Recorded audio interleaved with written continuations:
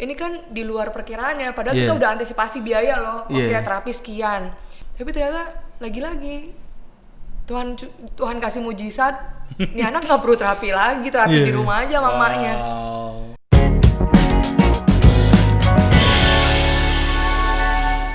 Kameri Tarore. Oke, welcome to Millennial Baper, Kameri. Halo. Welcome Kak. Aduh. Kak sehat Kak? Puji Tuhan sehat. Puji Tuhan sehat. Kak sibukannya apa sih hari-hari ini, coba ceritain. Barisan Baper. Kita barisan Baper loh sebut. Manggil viewersnya apa nih? Barisan Baper. Oh halo barisan Baper. Oke. Ini ya, apa ini banget ya, keren ya namanya ya. Jadi orang-orang yang baku banget gitu kan. Barisan Baper. Oke, saya kesibukannya ibu rumah tangga, anak dua. Terus pelayanan di gereja juga. Oke. Punya bisnis juga ya Kak ya? Ada bisnis juga, Puji Tuhan. Spesialnya hari ini adalah Kameri ini itu bukan dari GBI. Oh Iya. Dari mana? dari mana? Dari rumahnya lah. Joknya unik juga ya. Iya. Ini mumpung seumuran gitu. Jadi Kameri itu pelayanan di gereja Pentakosta kah atau apa gitu?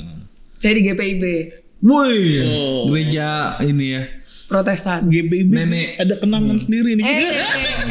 GPIB mana Kak? Di Sawangan, Depok. Oh Sawangan. Kirain Cini Manual. Bukan, Arko. Oh Arko. Apa namanya Kameri nih? Kameri kan sebagai ibu rumah tangga, kita dengar Kameri itu punya cerita di mana anaknya namanya Clara, anaknya nomor 2 ya, itu mengalami bocor jantung. Oh. Gitu. Nah itu gimana Kak ceritanya Kak? Coba boleh ceritain dari awal. Nah ya, jadi saya kan punya 2 anak nih, gue punya 2 anak. Jadi yang pertama kan anaknya puji Tuhan sehat walafiat lah, gak pernah ada masalah ya. Tapi pas anak kedua nih agak kaget karena tiba-tiba di usia 4 bulan itu dia sakit-sakitan. 4 bulan. 4 bulan sakit-sakitan sampai akhirnya harus namanya empasi dini. Kalau anak-anak itu kan harusnya makan itu baru di usia 6 bulan ya. Indonesia idealnya begitu. Tapi ini anak gue disuruh 4 bulan karena berat badannya nggak ada kenaikan.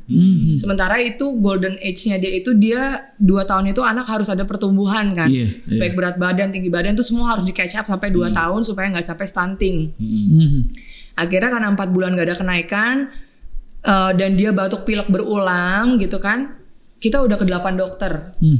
Dari dokter pertama, kedua, ketiga udah kasih antibiotik lah pokoknya. Tapi nggak ada perbaikan juga, masih nggak ketahuan nih kenapa nih. Udah dikasih makan nggak ada kenaikan berat badan juga, bahkan masih nyusuin dia tiba-tiba cepet capek. Sampai akhirnya kita sampai di dokter ke-8 yang bener-bener di luar dugaan kita sih, karena kita pikirkan ini dokter anak biasa bukan yang subspesialis gitu ya. Tiba-tiba dia pas lagi ngecek dia bilang lama gitu. Kita panik kan, kenapa nih? Ayo Bu duduk dulu sama suami kan. Kayaknya anak ibu jatuhnya bocor. Oh nangis itu di tempat itu langsung nangis. Udah kayak udah yang cuman doang terus nangis gitu. Maksudnya Dok, iya ini saya dengar ada sesuatu di jantungnya dia bang. Tapi saya takut salah. Jadi ibu saya rujuk ke dokter subspesialis jantung anak. Udah kita pergi. Kita nggak langsung pergi, kita pulang. Saya nangis, masih nggak terima seharian tuh saya nangis benar-benar grieving banget dan dia suami untungnya dia berdukanya gitu dengan cara dia sendiri ya. Kalau saya kan dengan cara nangis dan diem di dalam kamar. Pokoknya udah kayak gitu tuh saya cuma bisa di dalam kamar dan dengar lagu rohani. Udah. Saya mencoba cari waktu untuk menenangkan diri. Terus suami cuma bilang gimana mau dicek apa enggak? Enggak, ntar dulu. Udah seharian, besokannya udah lebih mantep. Saya bilang ini, oke saya udah siap. Kita ke dokter. Maksudnya gue tuh butuh waktu dulu nih untuk mencerna ini semua. Karena ini benar-benar petir di siang bolong gitu ya. Sampai akhirnya kita pergi. At least tuh gue tuh udah siap ketika dapat diagnosa bahwa firm ini bocor gitu. Udah pas tiba-tiba ngecek dia bilang, oh ya Bu ini jantung bocor. Ini kita lihat ya kalau misalnya tiap bulan kita kontrol ada penurunan bocornya, berarti trennya ini akan nutup sendiri. Tapi kalau pas dicek lagi bulan depan nggak ada pengecilan, berarti kemungkinan trennya naik dan ini harus dioperasi. Kak sebelumnya mau nanya nih, jantung bocor tuh kayak gimana sih Kak maksudnya? Jadi kan jantung tuh ada beberapa bilik gitu kan. Nah dia tuh ada defect di situ tuh di salah satu biliknya yang bikin udara kotor sama udara bersih bercampur. Nah itu yang menghambat pertumbuhannya, bisa napasnya sesek napas, badannya biru, segala macem. Kebetulan anak gue bukan tipe yang bisa ada perubahan fisik gitu yang tiba-tiba kalau nangis biru gitu, enggak, dia benar-benar yang dalam kondisi baik-baik aja tapi bocornya makin besar. Nah itu justru yang harus diantisipasi kan, karena kita nggak tahu bocornya makin besar apa enggak. Nah surprisingly-nya itu pas bulan kedua ketika gue udah ke dokter jantung, bocornya makin membesar, tapi anaknya benar-benar nggak nunjukin ada sesak napas, biru, segala, cuman dia nggak kuat nyusuin, bentar-bentar capek itu aja gitu, sama berat badannya nggak naik. Udah bulan ketiga akhirnya dokter, kita sampai cari second opinion kan, kita cari dokter lain. Pas dicek, Bu ini makin besar, targetnya ibu harus naikin berat badan dia ke 10 kilo. Waktu itu dia masih 4 kilo nggak salah. Jauh ya? Jauh, 10 kilo, kalau udah 10 kilo baru kita operasi. Dikasih waktu batasnya? Cuman enggak dikasih waktu, cuman dia bilang usahain secepatnya, pokoknya harus secepatnya 10 kilo karena pembuluh darah anak itu akan lebih besar ketika umur 10 kilo.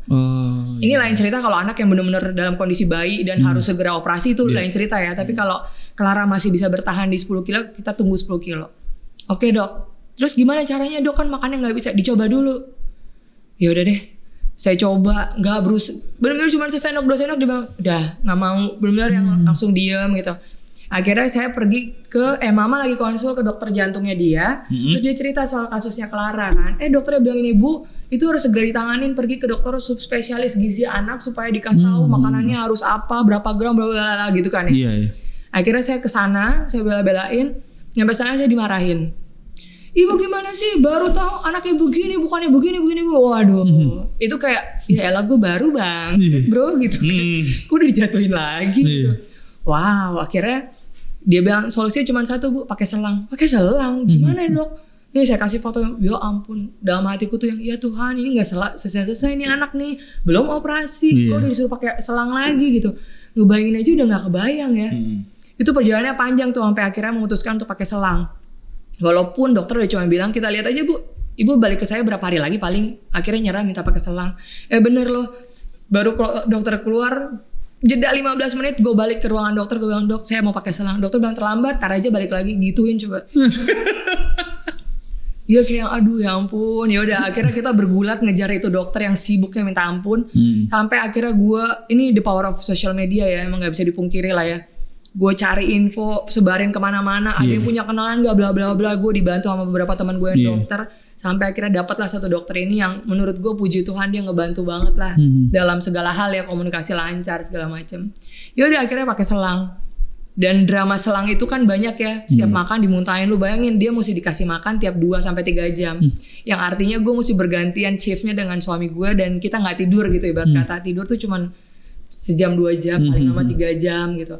Tapi yang malesnya tuh kalau udah diisi susu dia muntah, ulang lagi dari isi susu, muntah, hilang lagi, ulang lagi dari awal.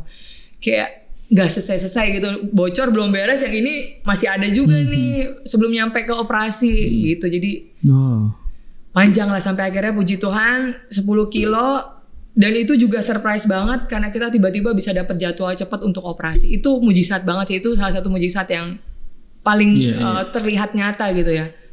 Karena jadwal operasi dokter itu biasanya nunggu lama banget antriannya. Nah ini gue bener-bener baru daftar, dia cuma bilang Bu, seminggu lagi kita siap ya gitu. Udah, akhirnya ya puji Tuhan semua lancar lah. Jadi itu awalnya udah makannya pakai selang. Itu makan pakai selang tuh gimana? Semua makanan dan minuman diinjek ke dalam selang. Jadi nggak ada yang lewat mulut. Ya impactnya gitu, dia nggak bisa ngomong, belum bisa ngomong lah. Ngomongnya telat untuk seumuran dia tuh belum bisa ngomong. Selangnya masuk tuh ya? Karena selangnya masuk ke dalam kerongkongan sini. Dan mulutnya kan nggak pernah terlatih untuk ngunyah, ngomong gitu. Jadi semuanya terhambat lah, termasuk jalannya telat, ngomongnya telat. Jadi untuk ukuran dia tuh lumayan banyak keterlambatannya gitu. Wow. Terus pada akhirnya operasi kayak? Iya, pada akhirnya operasi yang berjalan puji Tuhan lancar. Dokter juga surprise, dia bilang ini cepat sekali nih, bagus kondisinya. Dan guanya juga sempat pingsan karena stres mikirin anaknya ya. Terus recovery juga cuman masuk sebelum hari H, operasi besokannya apa nggak salah pulang. Wow. Dan yang agak kagetnya itu sebenarnya anak habis operasi dimasuk NICU kan, jadi kayak ICU-nya buat anak-anak kan. NICU. Itu dia hitungan berapa jam udah boleh keluar.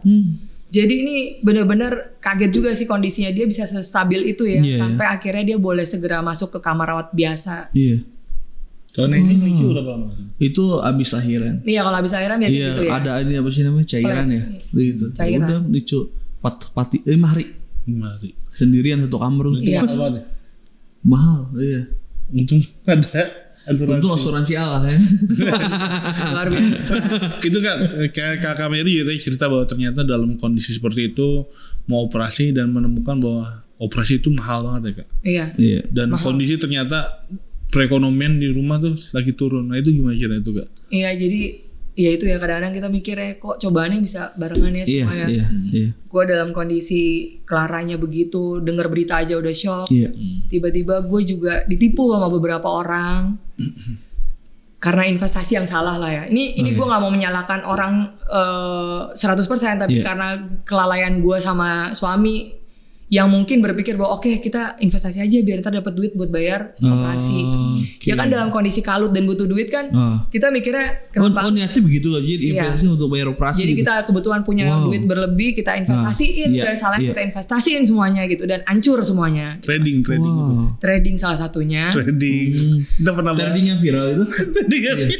Trading yang salah satunya trading. Kemudian gue juga investasi ada namanya, aduh gue nyebutin merek nggak enak ya, tapi dia juga bermasalah, jadi mesti dikasih tahu kalau dia salah. Nggak apa-apa kan kalau secara hukum bersalah ya. Iya, kita pernah nyebutin gitu ya. Kita nyebutin robot trading apa? Iya.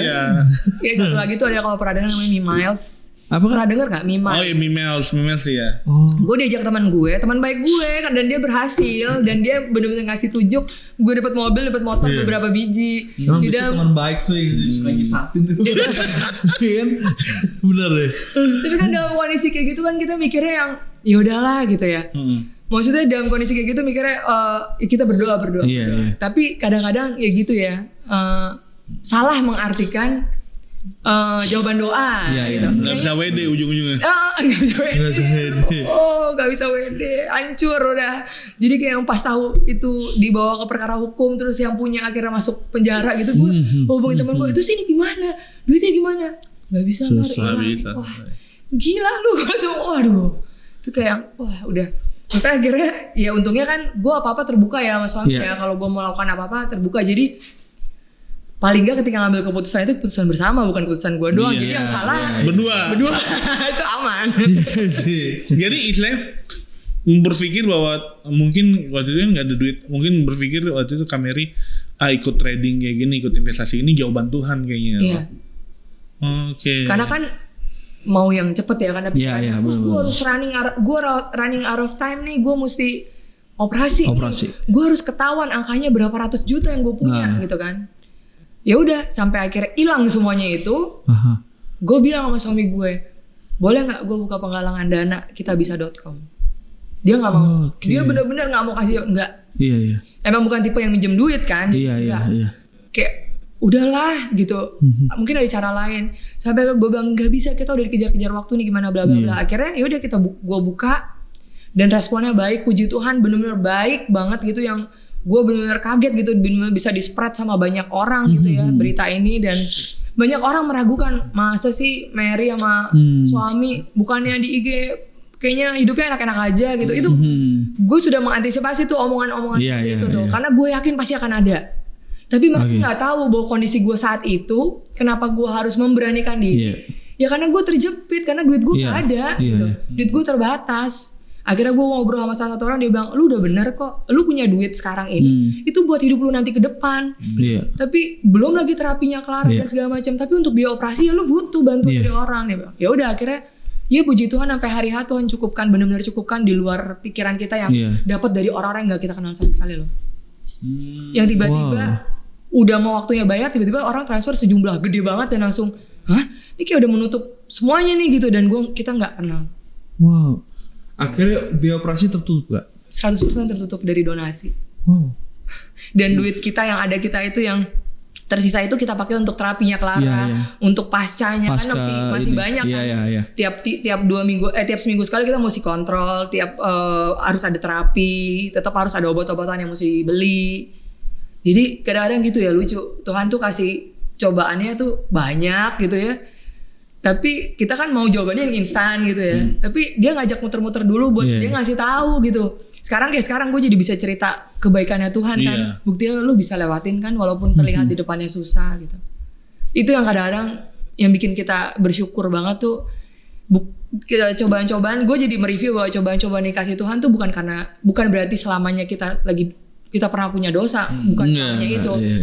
Emang Tuhan pengen membentuk aja. Dan itu bisa dibentuk lewat siapa aja. Gue dibentuk lewat Clara loh. Kasusnya Clara.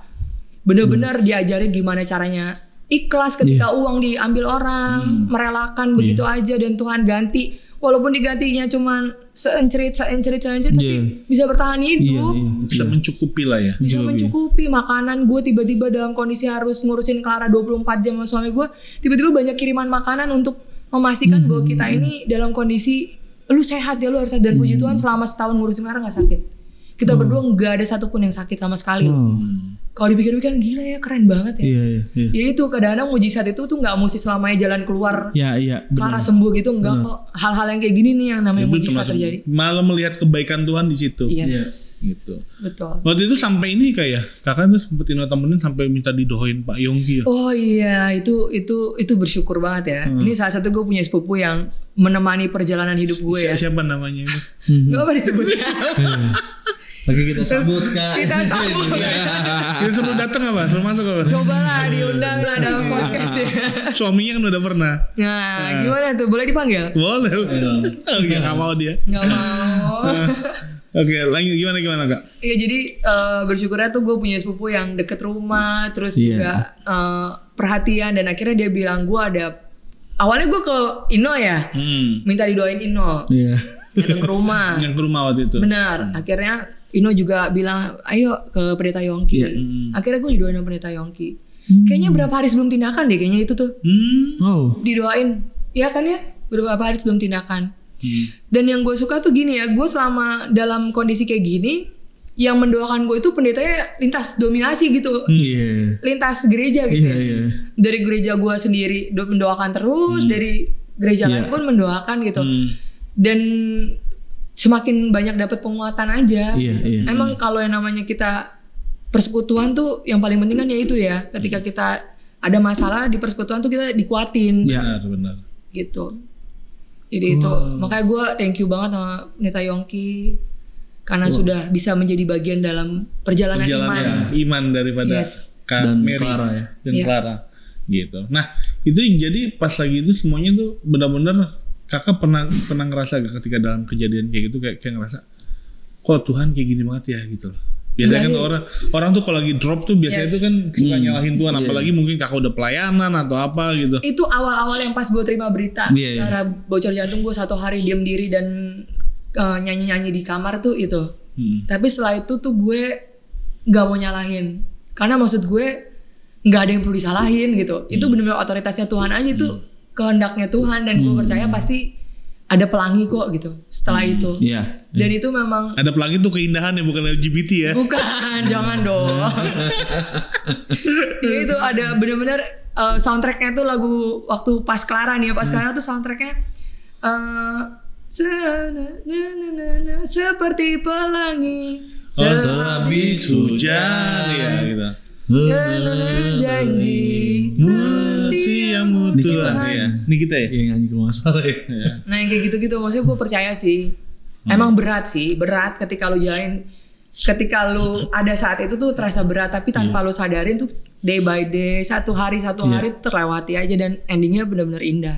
Endingnya indah. Masanya indahnya bukan hanya Claranya sembuh ya, tapi pembentukan iman kita berdua itu benar-benar dibentuk sih. The power of nerima keadaan, terus ikhlas dan percaya bahwa ini tuh akan mendatangkan hal yang baik. Buktinya ini gue pribadi agak shocknya adalah gara-gara kasus Clara, gue akhirnya bikin komunitas ibu-ibu dengan pejuang yang susah makan dan khususnya yang pakai alat bantu makan. Kenapa? Karena gue menyadari ketika anak gue disuruh pakai selang, gue nggak nemuin itu di mana-mana. Support system grup gitu yang bisa ngasih tahu, oke, ini caranya gini ya, nanti kalau anak muntah harus begini bla bla bla.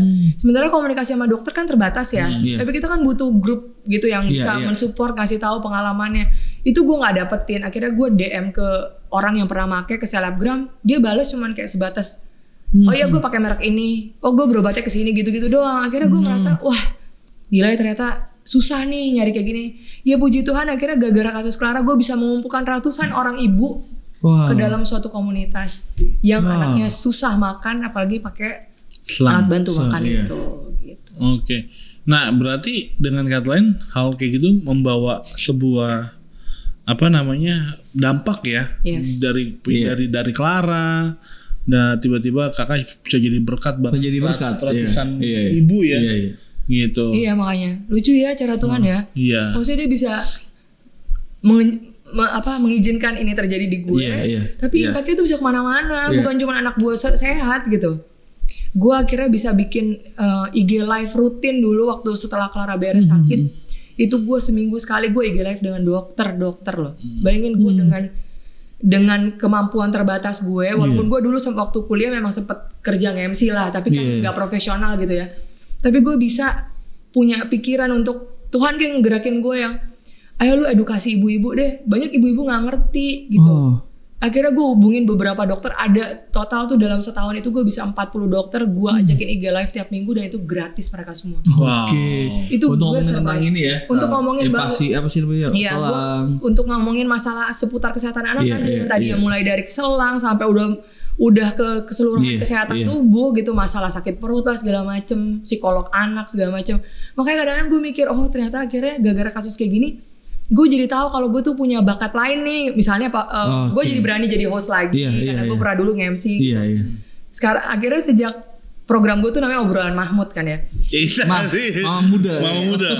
Itu gue Obrolan Mahmud itu tuh udah sampai ke profesor-profesor gue juga ajakin ngobrol, mereka willing to help banget loh, gratis.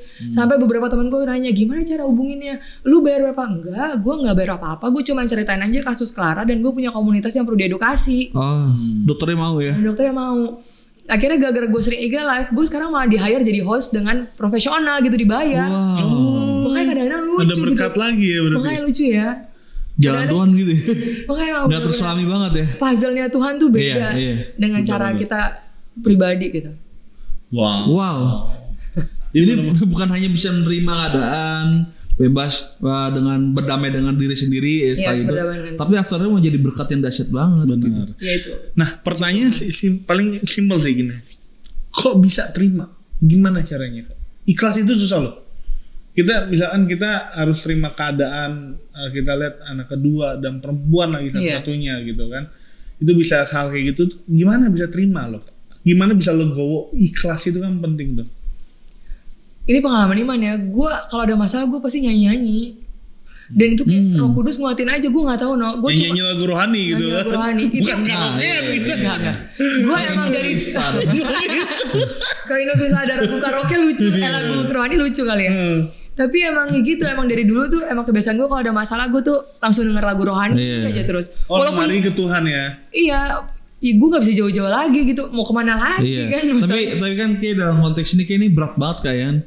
Ya aku juga rupanya apa sih gambaran pasti bisa ngerti banget kan kalau punya anak kan tiba-tiba segitu pasti itu kayak keras banget itu ya kan gambarannya, dan kita bisa flashback kan gue udah pelayanan Tuhan ya kan? Iya benar kan gue lakuin yang gue sudah bagian gue gitu, kok bisa begini, pernah gak sih begini gitu? Pernah lah, makanya Tuhan pas di awal tuh gue gitu bertanya-tanya kesel gitu, Tuhan gue udah pelayanan 10 tahun lebih loh, kok masih juga begini gitu, kok dikasih kayak gini gitu. Iya gitu, makanya pas satu hari gue berdamai mencoba menerima itu, ya berdoa nyanyi itu nggak tahu tiba-tiba ada kekuatan untuk bilang ke suami gue, yaudah yuk kita ke dokter.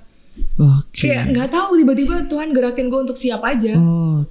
Dari situ udah punya kekuatan, akhirnya udah jalan. Walaupun sepanjang jalan gue nangis berdarah-darah tapi iman gue tuh kuat gitu bahwa gue yakin. Maksud gue yakin bahwa ini pelanginya bagus. Udah gitu aja.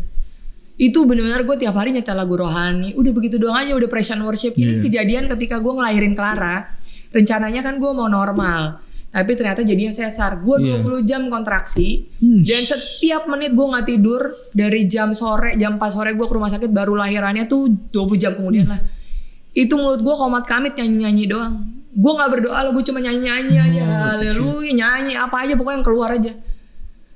Brojol, puji Tuhan sehat. Ternyata kejadian lagi yang mengharuskan gue untuk nyanyi terus. Jadi kayak mungkin nggak tahu ya, mungkin emang lagi ditebalkan aja, ditajamkan aja terus kali ya keimanan gue. Berarti kayak dalam hadirat Tuhan ya. Iya. Itu nyata ya. Jadi kalau dalam hadirat Tuhan tuh ada ketenangan, kedamaian. Ada bisa terima keadaan, ada kekuatan, bahkan ada mujizat ya. Iya. Yes. Gitu. Benar. Itu keren banget Kak. Jadi obrolan kali ini tuh bahwa segala sesuatu kita harus larinya itu ke Tuhan. Yes, gitu. Nah, yang kakak juga kata ini kayak apa namanya pas terapi ujungnya pada akhirnya terapi sendiri ya. Iya. Itu juga salah satu mujizat kan. Terapi anaknya udah dibawa jauh-jauh 2 jam nyampe sana berontak-berontak nggak mau nangis-nangis jadi kayak nggak berhasil. Iya. Terus cari-cari info katanya ada terapi yang deket rumah, dipanggil ke rumah baru sekali. Pandemi. Padahal idealnya anak itu mesti terapi beberapa kali, which is berapa bulan gitu kan. Ya tapi itu semua skenario kita kan ya. Tiba-tiba pas kan pandemi itu mengharuskan kita untuk di rumah atau minimal cuma jalan sekitar rumah. Ya kita jalan pagi tiap hari keluar rumah sama Clara sama anak gue yang pertama. Akhirnya dia jadi lancar jalan, lancar ngomong, lancar makan. Ini kan di luar perkiraannya, padahal kita udah antisipasi biaya loh. Terapi sekian. Karena itu jauh di Rumah Sakit Bunda Menteng, berarti perjalanan, ongkos, makan segala macam kan udah diperhitungkan ya, udah kira-kira berapa nih. Tapi ternyata lagi-lagi Tuhan kasih mujizat, nih anak nggak perlu terapi lagi, di rumah aja mamanya. Jadi sih berat sih memang ya prosesnya, tapi kita kalau lihat ya Tuhan terus buka jalan terus kayak pintu-pintu terus dibukain terus gitu. Dan jalannya tuh benar di luar pikiran kita ya, lucunya gitu loh. Bener. Emang terkadang tuh ada masalah ya ketika bilang doa, jangan doa dong. Tapi emang bener doa jawabannya. Iya bener. Jawabannya emang doa gitu. Maksudnya kayak ketika di dalam hadirat Tuhan itu bener-bener kayak ada kekuatan, ada sesuatu yang bener-bener Tuhan kasih buat kehidupan kita gitu. Karena intinya cuman kekuatan dari Tuhan aja sih kita bisa lewat. Kalau nggak kita bunuh diri, mohon maaf ya. Kalau nggak deket sama Tuhan mah baru ada masalah gini. Itu berat saya Kak prosesnya, bener. Masalahnya bertubi nggak ada duitnya gitu loh, pas lagi kondisi Clara begitu tuh nggak ada duitnya, jadi kayak aduh. Kak coba nih pengandaian, kalau kakak waktu itu nggak datang sama Tuhan, mungkin akan terjadi. Kelar lah, gila mau hancur lah, Nggak terima keadaan. Segala cara. Pasti mikirnya tuh, oke, kita pinjam online lah, apa buat cari duit. Waduh itu. Iya nggak sih kalau dipikir-pikir kan kalau masalah ekonomi kan udah paling gampang kan. Pinjol aja deh. Pokoknya anak gue sehat, gue harus operasi. Yang tercetus kan pasti yang cepat pinjol. Gue aja udah salah mengambil langkah dengan investasi kan. Segitu gue udah deket sama Tuhan loh. Tapi ternyata masih salah juga gimana nggak deket sama Tuhan. Benar. Jadi intinya kalau misalkan nggak deket sama Tuhan tuh kesannya kita bakal ngambil langkah-langkah yang salah bener. Udah pasti sih. Gitu. Udah pasti. Tapi makanya sekarang Clara sembuh bukan dengan cara kita tapi dengan caranya Tuhan. Itu yang paling keren. Itu yang paling keren. Oke. Thank you. Kak Clara bisa kasih kekuatan buat mungkin ada ibu-ibu keluarga yang mungkin yang ngalamin anaknya sakit-sakit terus. Mungkin ada gitu barisan baper yang masih muda juga ngerasain hal yang sama. Mama-mama muda mungkin ada juga ya. Iya, bisa juga gitu kan. Ada sesuatu gak? Iya. Tips lah di kamera Kak. Iya. Sisa 5 menit lagi. Gue apa ya?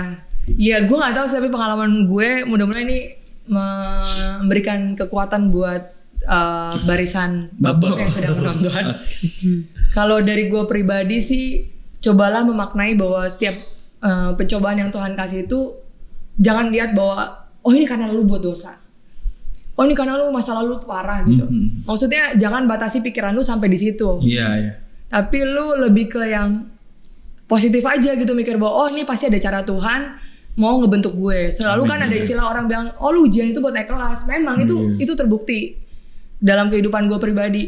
Gue bukan berarti jadi orang yang paling suci sekarang ini, paling ngerti Alkitab, enggak. Tapi minimal tuh gue naik step gitu bahwa kalau ada masalah lagi, gue pasti akan bisa lewatin karena yang dulu aja lebih berat gue bisa lewatin. Amin. Gitu aja sih. Yes. Oke, thank you Kak Mary. Senang sudah dikasih kesempatan buat ngobrol, dengar kesaksian. Thank you Kak. Dan kita percaya bahwa kesaksian ini bisa memberkati banyak orang. Amin. Oke, bagi teman-teman yang suka akan video ini boleh nonton video-video berikutnya tetap dalam satu channel, yaitu adalah Millennial Baper. Tuhan berkati. God bless you.